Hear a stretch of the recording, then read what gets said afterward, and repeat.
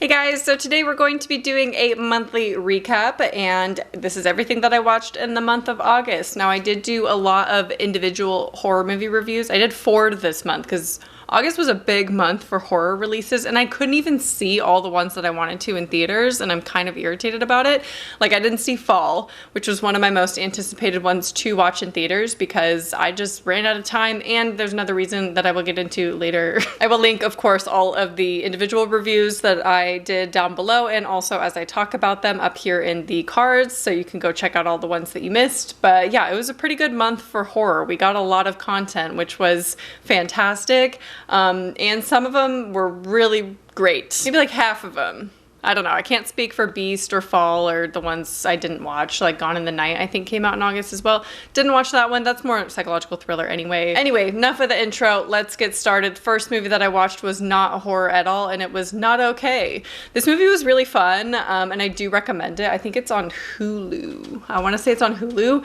It feels very much like Ingrid Goes West with Aubrey Plaza, if you've seen that. I really like that movie, and I think I like Ingrid Goes West a little bit more than this one, but this one has like the same kind of concept, and this one even has a warning for how unlikable the main character is, which I think is hilarious. Like, she's intentionally meant to be very annoying and obviously very offensive at times. And yeah, it's a good movie though. Not horror, but I thought I'd talk about it for a second. I would have liked it a lot more if it ended differently. Otherwise, it was fun. It was interesting. It was entertaining. So the first movie that I really want to delve into is Prey.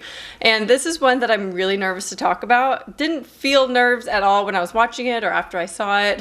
And then I saw the response to this movie and got a little confused. It's one of those where I'm missing something. I just got a little confused by the reception of this movie, and that made me nervous because I was going to come on here and say that I don't like it. Set in 1719, this is a prequel to the Predator franchise, and this follows Naru, who is a skilled warrior who fights to protect her tribe against one of the first highly evolved predators to land on Earth. Now, this was a straight to Hulu release, which I think was probably a good decision on their part because Predator movies have been notorious for not doing well at the box office, so that made sense to me to have a release to Hulu. I think some people were upset about that, maybe wanted a theater release, but I don't think it needed it. I didn't think this movie was terrible or anything. After I watched it, it was just like, that's about what I expected, and I wasn't even that interested in the movie, to be honest, because I'm not a huge fan of the Predator franchise.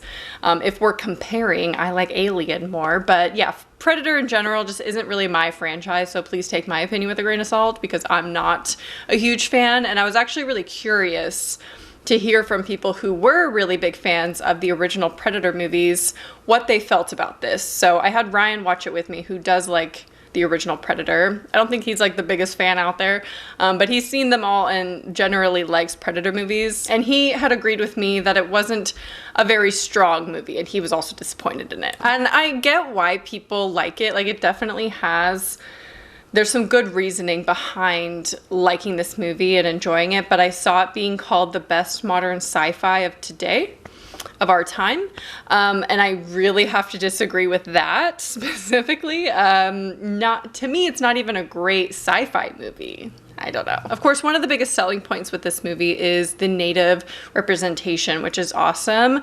And the fact that the entire cast was also native, I thought was great to see. However, I do wish that they leaned into that a little bit more and showed a little bit more of the culture. I just felt like everything felt very modern. And while they did use native language here and there throughout the movie, it was very jarring, some of the English that they were using, because it felt so modern day, like 2020s. The kind of language that they were using and the type of English that they were speaking just definitely was not of the time period and was not native, you know? And I know that there is a Comanche dubbed version, and I'm not sure if that makes it any better. I'm sure it makes it more immersive and maybe a little bit less jarring when they're like dealing with the French people and she just speaks English. Maybe it's feels a little bit more authentic in that sense. It's just, given the time period, everything about it felt too modern. They didn't immerse enough into the time period to make it believable for me personally. I felt like the language, the appearances of them, the costuming, you know, the wardrobes, it didn't feel authentic to me. And I get that the budget is probably small for this one, right? I mean, straight to Hulu, I don't know, maybe they were just wanting to make a profit, so they didn't want to do a big theater release. I'm not sure, but it is evident that the budget isn't humongous for this movie, and that's fine. And another thing that I've been seeing is how it was nice to see like such a strong female role, especially for a Native woman. And while I agree, in my opinion, she was too strong. I like to see vulnerability in characters and character arcs and development and things, and I like them to face adversity because I think that is what ultimately makes them interesting people. And while she faced some adversity with some of the middle part of the movie, I feel like it was always obvious of what was going to happen. I just felt like she was invincible. And some of the moments were just not great, like not realistic in the, I mean, it's a Predator movie. It's not real. He's an alien, right? Of course, it's not going to be very realistic. She's fighting an alien. But given that, shouldn't she be a little bit more human, you know? Like, she just felt invincible and didn't overcome, you know, a lot of obstacles in a way. I mean, there were obstacles, of course, it's a movie. There's storyline and story arcs and things going on, but it just ended up being a very predictable story. I feel like it was very obvious when things would happen to her that those things were gonna come back. Things about the Predator you knew were going to be used later on, so everything was very obvious to the viewer and very predictable. Also, one of my critiques was that I wanted more gore on screen. I am not super familiar with the OG Predator movies, but then I realized that I think not all Predator movies have a ton of gore in them, and that was my assumption going in. And so to see a lot of the gore or, you know, bloody scenes off camera was a little bit disappointing. We saw some things, but they were almost like at a distance whenever they were on camera, or we just saw the aftermath of them. So like we saw the wounds or the blood after it happened, and it happens off camera. So that's another big complaint that I have about this, because they could have pushed it a lot farther. And honestly, I could have forgiven a lot of the predictability if they just pushed the gore and like the horror elements a little bit more. So those are my thoughts on Prey. I didn't love it. I don't hate it. I will never rewatch it. It's not rewatchable to me at all. There's not enough going on really for me to like be entertained by it a second time. So I know people are going to disagree with me. I would love to hear your thoughts though on Prey if you saw it. I do like that it was a prequel to everything. I think that's fun. Loved the time period. I loved the culture and everything, but overall it just ended up being a disappointment. Then I watched They Slash Them. I did a whole review on this very controversial movie, and not just controversial because of the cast or the subject matter. It just go watch my review. Next up, I watched Under the Skin, and this is one that I wanted to talk about just a little bit because I've never talked about it on the channel, and I did an A24 ranking video. I'll link that video up here if you want to see. I did a tier list with the A24 movies, so I watched a couple A24 movies back to back here, and I'll talk a little bit about them just so you know my thoughts on them. So Under the Skin was one starring Scarlett Johansson, where a mysterious young woman seduces lonely men in the evening hours of Scotland. However, events lead her to begin a process of self-discovery. If I had to describe Under the Skin in one word, it would be captivating, because although it is a slow burn and it is very bizarre and disturbing, you just cannot look away from the screen when you're watching it. You have no idea what you're even looking at, and you're just along for the ride, and you just can't look away. It's just captivating. It's beautiful. I love any kind of story that shows a creature or an alien or whatever invade like a human body and experience what it is to be human, and they show the developments of like humanity and like the good and the bad.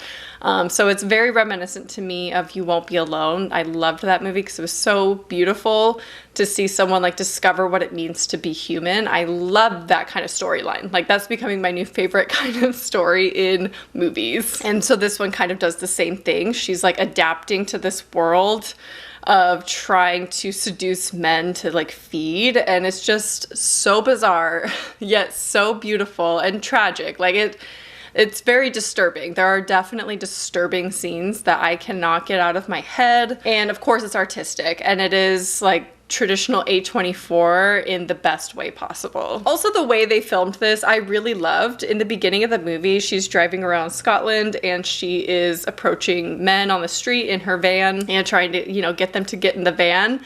And these are real men that they approached who were then told later that they were filming a movie. So I'm not sure if they just didn't recognize ScarJo or what, but they used actual like footage of those interactions when she's trying to get men into the van. So I really loved that. They weren't actors in the beginning of the movie, and I just think that's so cool. It's like guerrilla filming, you know? I can't believe it's taken me this long to watch this movie, to be honest. It's very, very incredible. So please watch Under the Skin. Next I watched Allegoria. Again, just gonna briefly touch on it. This one is one that I just kind of threw on. It's a Shudder original. So I saw it on Shudder and it was short. And I was like, I got an hour to kill. Why not? Let's watch this. A group of artists' lives become unwittingly entangled as their obsessions and insecurities manifest monsters, demons, and death. This movie kind of, in a way, in just this very small way, reminds me of Starry Eyes a little bit. And you know, I love Starry Eyes, one of my favorite underrated movies. There's like something about this that kind of reminds me of that movie. And honestly, it was really a surprise how much I enjoyed watching. It's very original. It's almost anthology.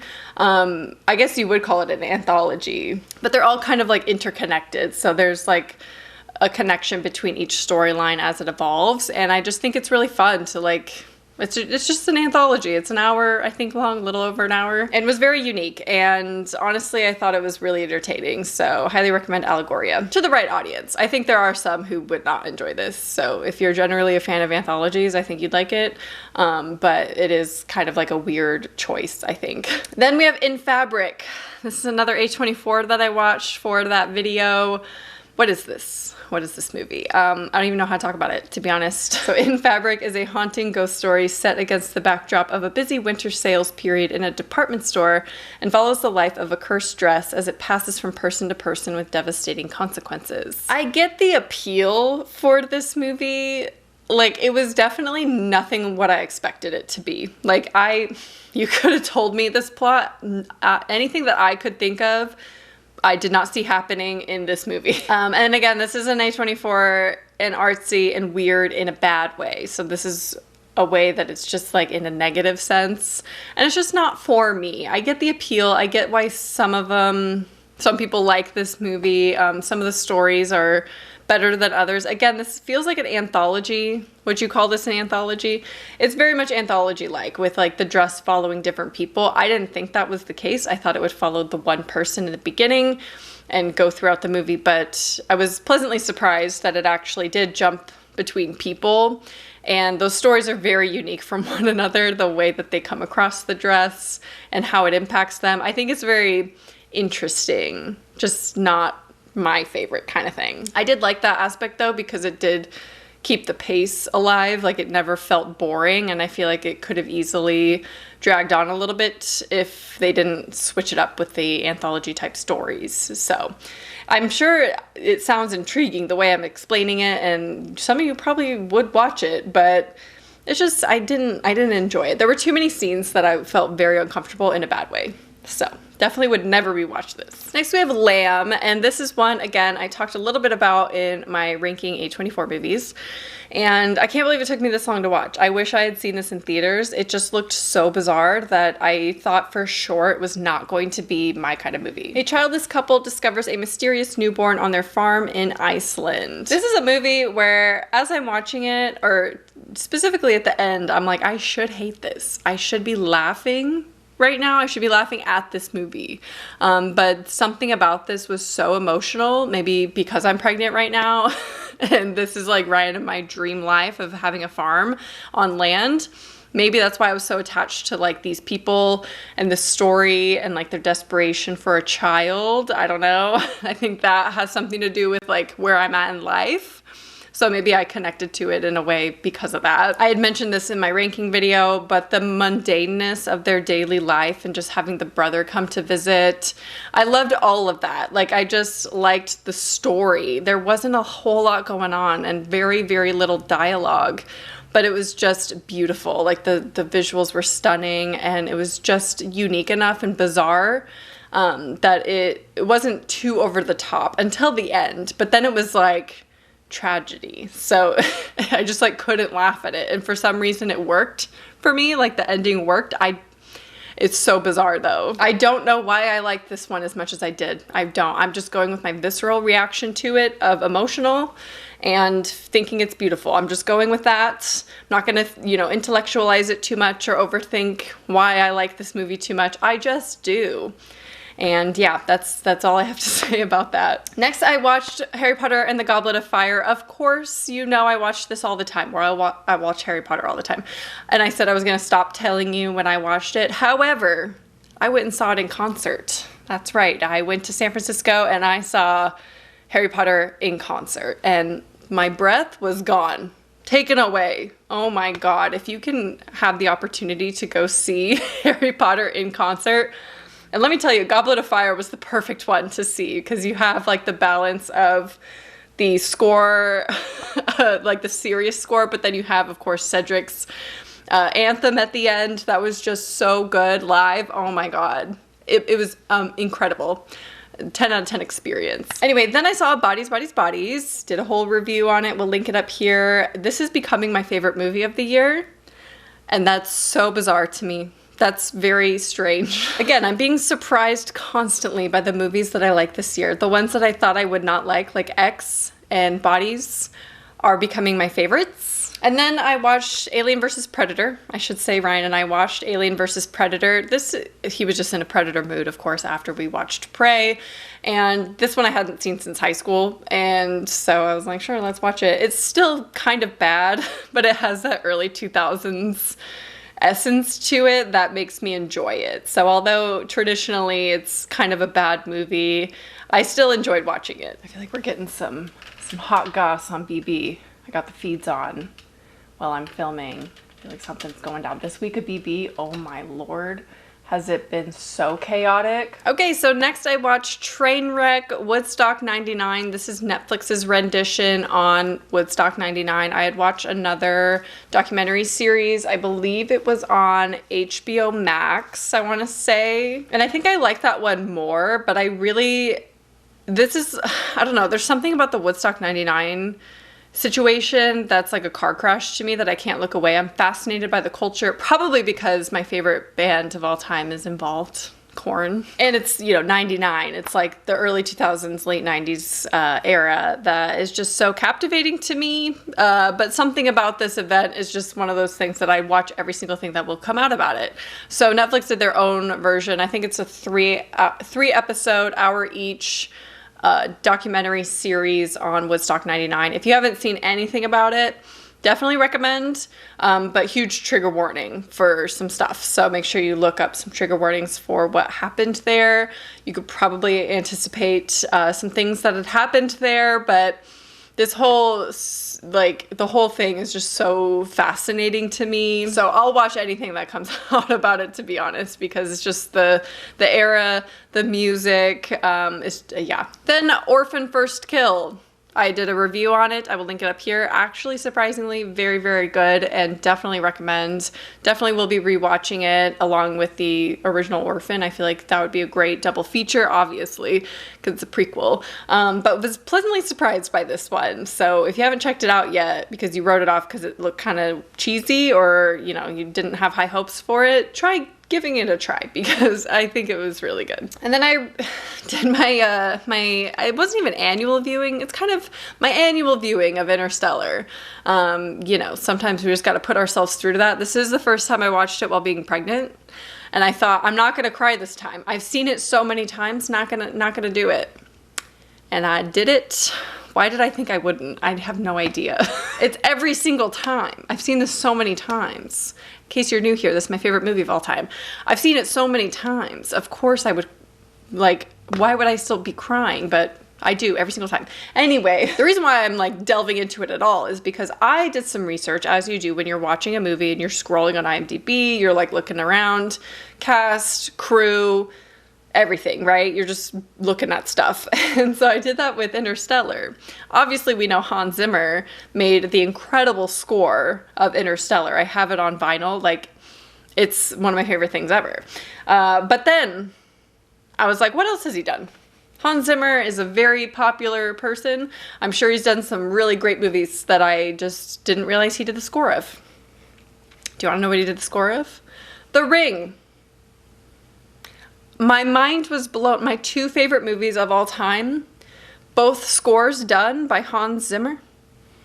I just want to know when Hans Zimmer is going to do a tour in North America.